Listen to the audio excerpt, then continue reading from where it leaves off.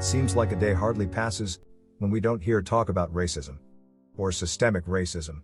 Treating someone or a group of someone's in a good or bad way, just because of what many call their race, is not the right thing to do. There is certainly no biblical justification for treating people this way. Let's look briefly what drives these actions, and then dig a little deeper into what is fueling this fire, and then identify the cure for racist beliefs. So, what is the underlying cause of racism? In a nutshell, it is the widespread adoption of an anti-scientific religious system. We will talk more about that in a few minutes. We can see how that works if we think about the Bible verse, 2 Corinthians 5:7. It says, "We live by what we believe, not by what we can see." Let's think about this truth with a hypothetical example. Although we could choose any number of bad attributes about these people, let's focus on one. Suppose we really believe that a particular group of people, a particular race of people, are mean. We may have grown up with parents that told us they are mean. Or we may have heard other people we hang out with and respect tell us they are mean. They may have even used some Bible verses to support their statements. We may have even seen a few of them do some things that we thought were mean. So when we see some of these people, particularly if they are in a group, our first thought is that they are probably planning to do something mean. So we'll treat them like mean people. Or, perhaps, take some action to protect ourselves from them. Or, maybe, just hope someone else will do something to keep them from being mean to us. If it hurts them in some way, it might teach them a lesson they certainly deserve. It really does not change our attitude if we are told they are not really mean, or if we know some of them that are not mean. We just conclude that there may be a few exceptions, but as a group, they are mostly mean. So, we treat them by what we already believe, not by the evidence in front of us. Our perception of the different races is actually colored by our understanding about how our world obtained the different races. There are two widespread views as to how the differences between groups of people happened: the conjecture of evolution and the teaching of the Bible. We will also find that scientific evidence agrees with the biblical teaching. This is a rather complicated subject. We can, perhaps, best explain it by, first, looking at the beginning of life. After that, by examining the origin of human life. And, finally, seeing where the different, so-called races, came from. Let's talk about the origin of all life. Evolutionists imagine that it all began with the oceans being like a soup with all kinds of chemicals. As they bumped together, by chance they formed more complex chemicals, which then combined with other clumps of chemicals. Eventually, they accidentally combined to form a living cell. Evolutionists guess that life began by random chemical interactions. The Bible tells us that God is life, and is the source of all life. So the first living single-cell organism came from God. That life came from life. To see if a living cell could have happened by chance chemical encounters, let us look more closely at the single living cell. Even a single-celled animal is very complex. It is not just a blob of chemicals that somehow splits and forms more similar blobs. It performs complicated functions that each require sensing, acquiring, and acting on a variety of types of information and substances. You could think of it as an information processor, although it is really much more than that. One scientist studied and published his analysis of the information processing capabilities of a single-celled animal. He concluded that that single cell had greater information processing functionality than any computer on Earth. More functionality than the most sophisticated computer that we have produced with all of our intelligence and technology. The idea that this cell could have begun by an accidental random combination of chemicals is without any merit whatever. The most reasonable explanation for life on Earth is that God created all organisms and gave them life. He is life, and the source of all life. Science affirms that life can only come from life. The thought that life can come from a random accidental combination of chemicals is anti-science. It does show extreme devotion to a false religion. We call it evolution. Now that we have single-cell life, let us see how the world got people. On this next slide we show evolution's concept, how the single-cell transitioned to humans. In 20 seconds, we will show about 3.5 billion years of biological evolution. Ready? Set. Start.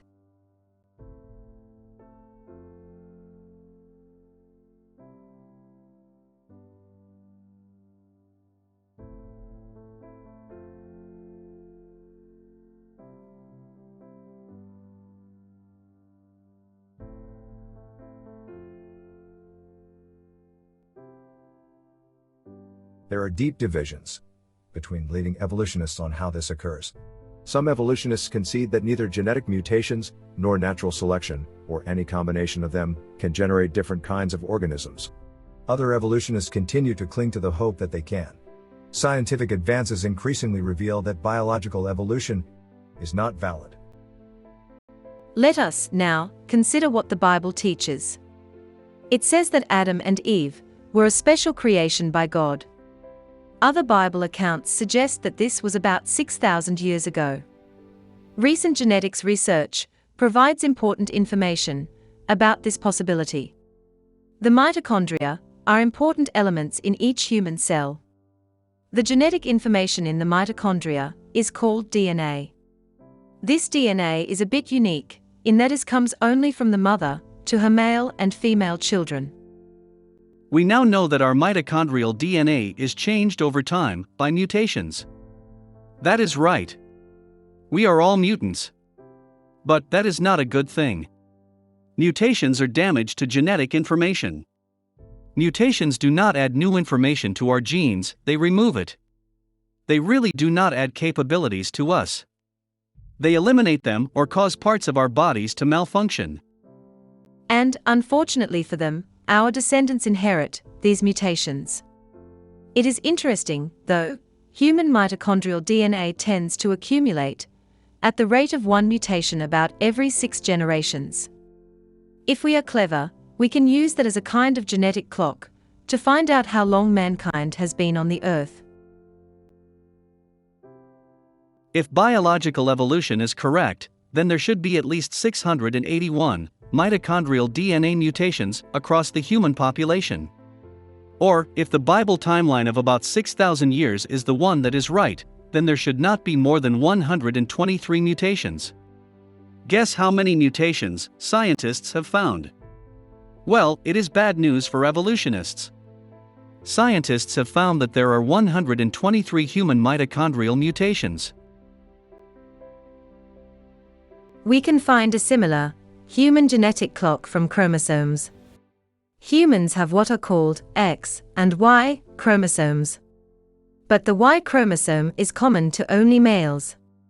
An analysis of the mutations in the human Y chromosomes reveals that all men are descendants of a single male ancestor who lived about 4,500 years ago. I believe that would be a man named Noah. Science seems to support the Bible account that mankind was created by God about 6,000 years ago. As we deal with the so-called races, let us ponder why there may be divisions between them. Evolution's foundation assumes some races to be more advanced than others. This is depicted in some of its graphics.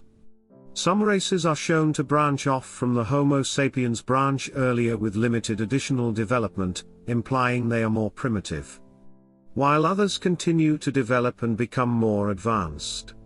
Or another presentation places some groups near the bottom, implying they are more primitive. Although some modern evolutionists no longer allow such graphics, they have not changed the process that might logically lead to the same conclusions. The Bible tells us that the next major event for humanity, after the creation of Adam and Eve, was the worldwide flood. It reduced the human population to 8 people: Noah, his wife, their 3 sons, and their wives. A different mitochondrial analysis can provide insight into this event. Since the mutations are passed down, through the maternal ancestors, it also provides a genetic ancestry trail. A research biologist noted the trails led to one of 3 nodes. That means that all people are descendants of 3 women, who lived about 4,400 years ago. These women are probably Noah's 3 daughter-in-laws.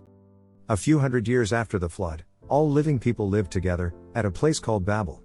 Because of their disobedience, God gave different families, different languages, and then scattered them around the world. Recent genetic studies have affirmed that all people groups, in the world, resulted by a dispersal from the Middle East area. The Bible states it this way: these are the people of the sons of Noah. From these families, came all the languages, countries, and nations. It is amazing that, if all people are descended from just 3 couples, Noah's 3 sons and their wives, that there is such a variety of how people look.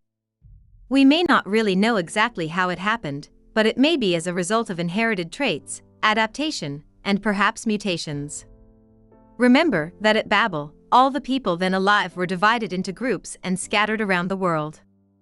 It is quite possible that because of the inbreeding that occurred in these groups, some characteristics may have become dominant in them. There is another possibility that we should consider. To help us understand it, look at these fish. Both of them are members of the same species, Mexican tetra, but they look quite different. The one fish is also often called the Mexican blind cave fish. Apparently, some Mexican tetra at some time in the past took up residence in caves, and now have no eyes and no pigment.